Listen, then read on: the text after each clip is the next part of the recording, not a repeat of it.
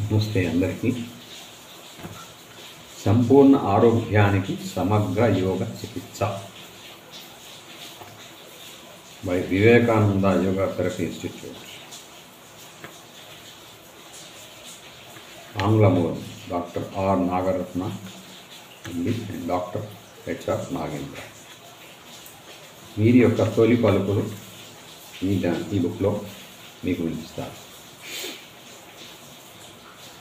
మానవుడు ప్రస్తుతం 3వ సహస్రాబ్దిలోనికి ప్రవేశించినాడు.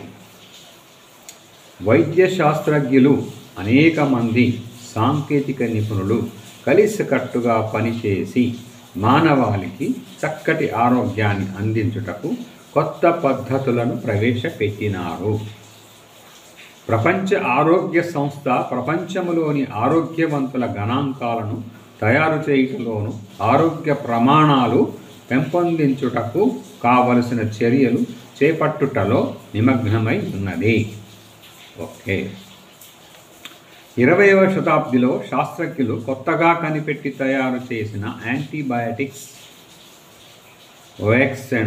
వ్యాక్సిన్లు మొదలగు మందులు శీఘ్రముగా వ్యాపించు అంటువ్యాధులు, వైద్యులకు కూడా అంతుపట్టని ప్రపంచంలో అచ్చటచ్చట వ్యాపించే విచిత్ర వ్యాధులను నయము చేయుటలో అమోఘంగా పనిచేసినవి. వైద్యశాస్త్రంలో అవి వినూత్న శకాన్ని ప్రారంభించినవని కూడా చెప్పవచ్చును. అభివృద్ధి చెందని దేశాలలో పోషకాహార లోపాలు, అంటువ్యాధులు పెద్ద సమస్యే అయినప్పటికీ అభివృద్ధి చెందిన దేశాలలో పరిస్థితి ఇందుకు పూర్తిగా భిన్నముగానున్నది. శతాధిక సంవత్సరాలకు పైబడి జీవిత ఆయు ప్రమాణాన్ని వృద్ధి చెందించుటలో వైద్యశాస్త్ర విజ్ఞానము సరికొత్త పుంతలు త్రొక్కినది.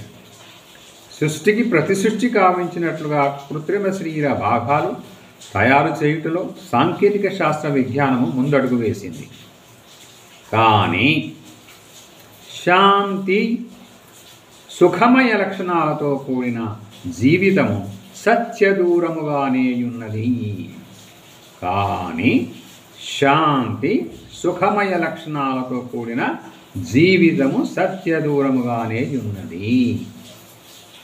సమస్యల ఒత్తిడులకు సంబంధించిన రుగ్మతలు, విద్యార్థులలో అశాంతి, కుటుంబాలు చెదిరిపోవుట మొదలగు జీవన సమస్యలు అనేకముగా ఒకటి తర్వాత ఒకటిగా అసంఖ్యాకముగా వృద్ధి చెందుతూనే ఉన్నవి.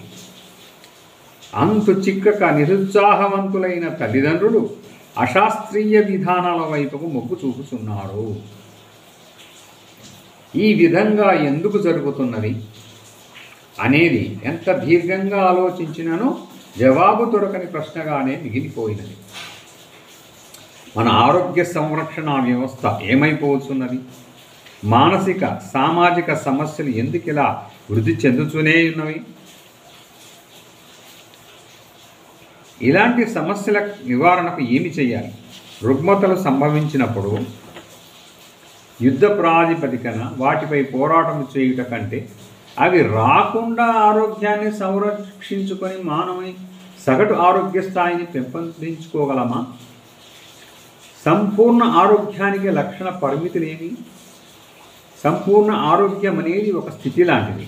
వరల్డ్ హెల్త్ ఆర్గనైజేషన్, ప్రపంచ ఆరోగ్య సంస్థ ప్రతిపాదించినట్లుగా సంపూర్ణ ఆరోగ్యానికి భౌతిక, మానసిక, సామాజిక స్థాయిలకు ప్రామాణికాలేవి?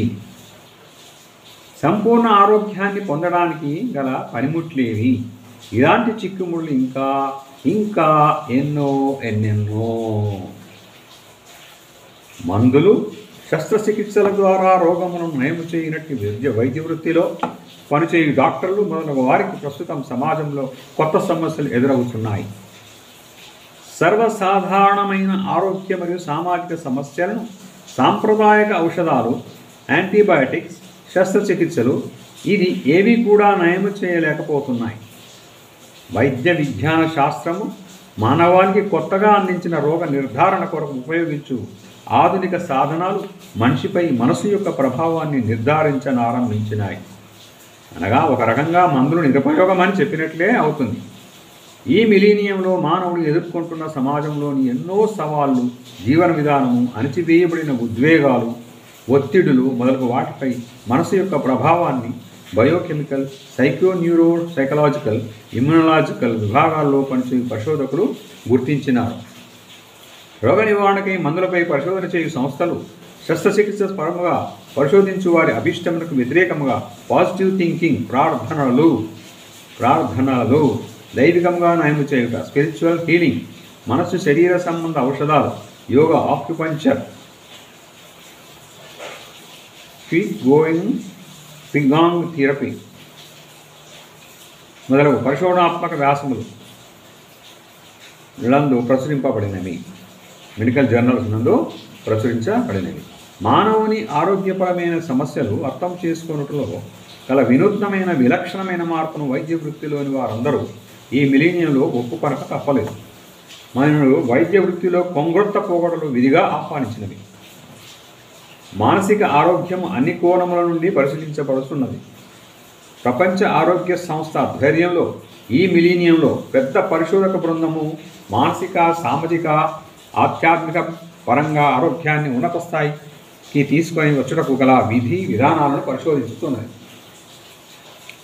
సామాజికంగానూ వ్యక్తిగతంగానూ ఉన్నతమైన శాంతి సమన్వయంతో సాధారణ మానవుడు అభివృద్ధి పథంలో పురోగమించుటను గూర్చి 5000 సంవత్సరాల మునుపే యోగశాస్త్రము బాహాటంగా వివరించి ఉన్నది.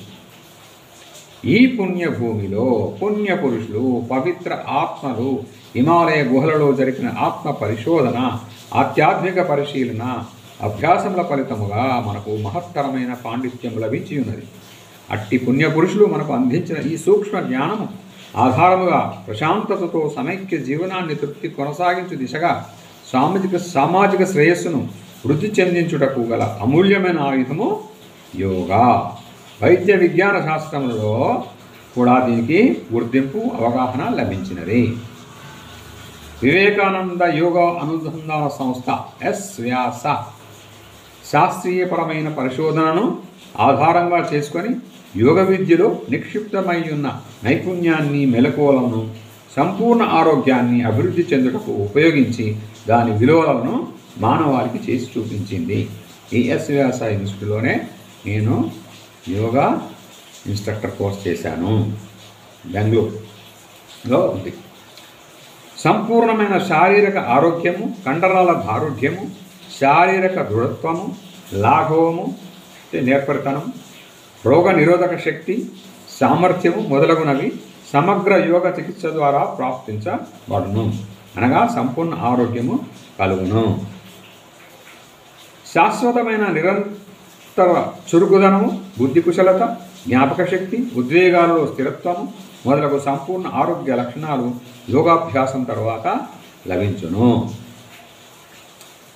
చెరసాలలో జీవితాలను గడుపుతున్నట్టు అనారోగ్యవంతులై ఉన్న అనేకులకు పునర్నిర్మాణ కార్యక్రమంలో యోగా ఉపయోగించడం ద్వారా సత్ఫలితాలను అందించినది.